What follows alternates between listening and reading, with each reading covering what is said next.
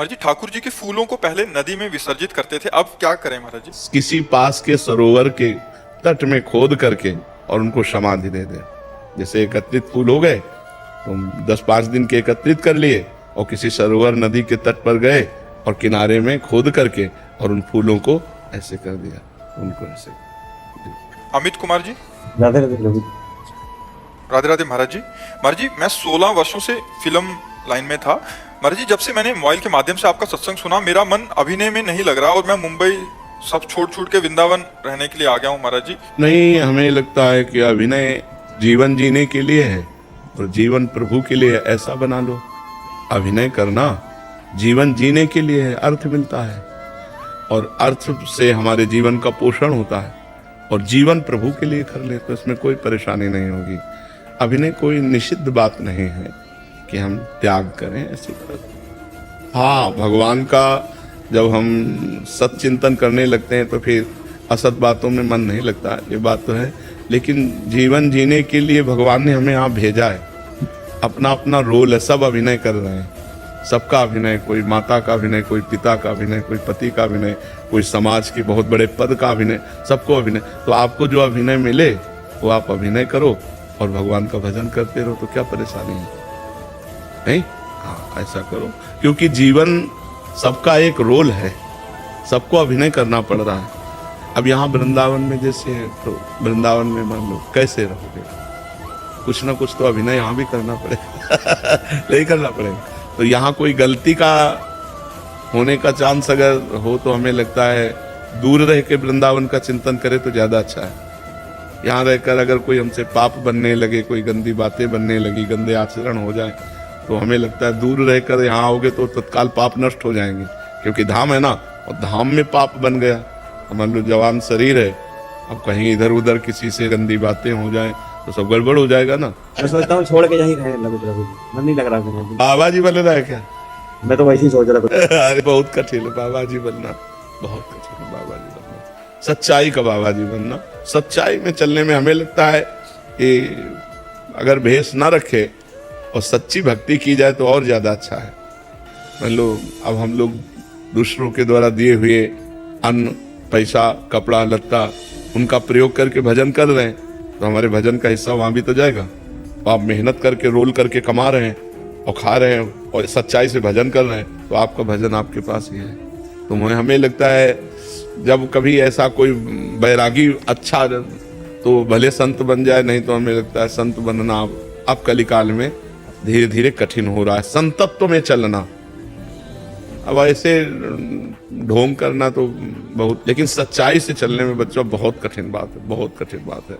इसलिए हमें लगता है साधु वेश तो धरो मती, साधु बनो, अंदर से साधु बन जाओ और भेष संसारिक रखो और मेहनत करके कमाओ खाओ, दूसरों को खवाओ और खूब भजन करो, ये बढ़िया है। ठीक है, हाँ सर। शिवपाल जी, जज्जर, हरियाणा से। राधे राधे महाराज जी। महाराज जी, मैंने किसी ग्रंथ में पढ़ा था कि मृत्यु के समय जीवात्मा अपने सूक्ष्म शरीर के माध्यम से बाहर निकलती है तो तत्काल उसका संरक्षण करने के लिए उसके पूर्व स्वजन, इष्ट, गुरु आदि का सहयोग मिलता है। कुछ नहीं, कुछ नहीं, ऐसा नहीं, ऐसा कुछ नहीं होता। जो अज्ञानी जीव शरीर छोड़ता है तो कर्म बंधन में बंधा हुआ वो होता, स्वतंत्र नहीं होता और उसकी कोई रक्षा करने की जरूरत नहीं होती। वो 2 प्रकार की गतियों को प्राप्त होता है, या तो नारकी गति को, और या पुण्यात्मा है तो स्वर्ग गति को। अगर स्वर्ग गति को जाता है तो देवलोक से आते हैं उसको लेने के लिए, अगर नरक गति को जाता है तो यमदूत लेने के लिए आते हैं। हरि गुरु सबकी रक्षा करते होते तो बात बन गई होती ना, सबकी बात बन गई होती।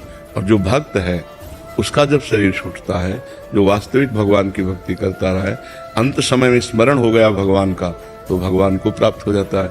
अगर अंत समय स्मरण नहीं हुआ उसका तो पुण्यवानों के लोकों में जाकर के सुख भोगता है, फिर यहाँ मृत्यु लोक में श्रीवान, कुलवान, धनवानों के यहाँ उसका जन्म होता है और वो पूर्व भजन जहाँ से उसका रुका हुआ था वहाँ से फिर भजन चल करके वो भगवान को प्राप्त हो लेता है। तो ऐसी गतियां, ऐसा नहीं कि सब परिवार के स्वजन, कोई स्वतंत्र है क्या?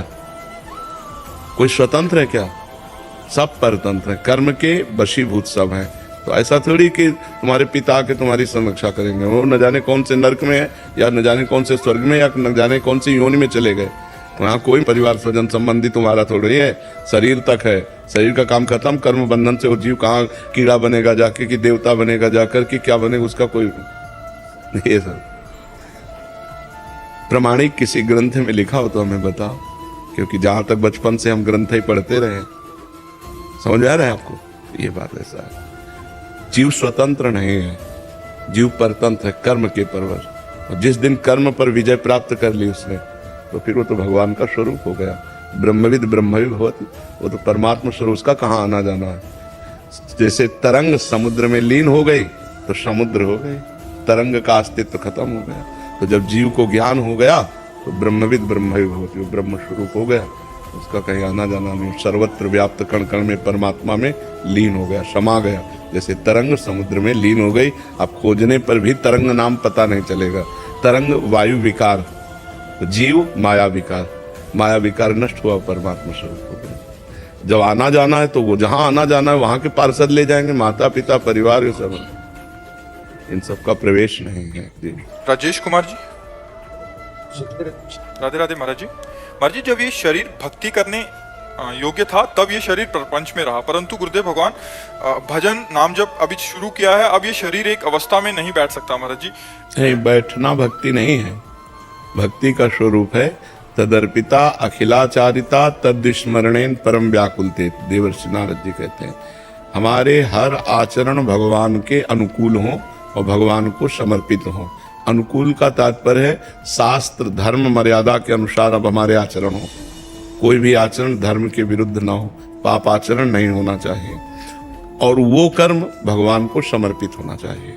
जो भी कर्म करें भगवान को समर्पित करें, और उठते बैठते चलते फिरते खाते पीते सोते जागते जब हमारी स्मृति आवे, राधा राधा राधा राधा, जो भगवान नाम प्रिय है वो नाम हम जप कर रहे हैं, इसी का नाम भक्ति है। भगवान की लीला कथाओं को सुनना, भगवान की पूजा करना, भगवान के भक्तों का संग करना, भगवान जहाँ जहाँ जो लीलाएं किए उन तीर्थ स्थलियों में जाना, तो ये सब भक्ति के अंतर्गत आता है। बैठना कोई साधना भक्ति की नहीं है कि हम बैठ कर ही भजन, नहीं, हम फावड़ा चलाते हुए, झाड़ू पोछा लगाते हुए, व्यापार करते हुए, नौकरी करते हुए भी भगवान की भक्ति कर सकते हैं।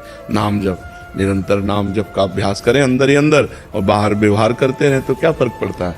तो भक्ति का स्वरूप है भगवद स्मृति, प्रभु से चित्त जोड़े रहना, मैयासक्त मना, भगवान में मन जोड़ना। अगर हमारा मन प्रभु में जुड़ा हुआ है तो हमारी भक्ति हो रही है। वो हम चाहे पढ़े हैं तो पढ़े हैं, हमारा मन भगवान में जुड़ा हो। शरीर की स्थिति को भगवान नहीं देखते। आप गंगा जी में खड़े होकर गलत चिंतन कर रहे हैं तो आपको गलत चिंतन का फल मिलेगा। गंगा जी में खड़े होकर गलत चिंतन करें तो गलत चिंतन का फल मिलेगा। और आप सोच में बैठ करके बढ़िया चिंतन कर रहे हैं तो आपको बढ़िया फल मिलेगा। शरीर सोच में है या गंगा जी में, इससे मतलब नहीं ज्यादा, खास मतलब है आपका चिंतन क्या है।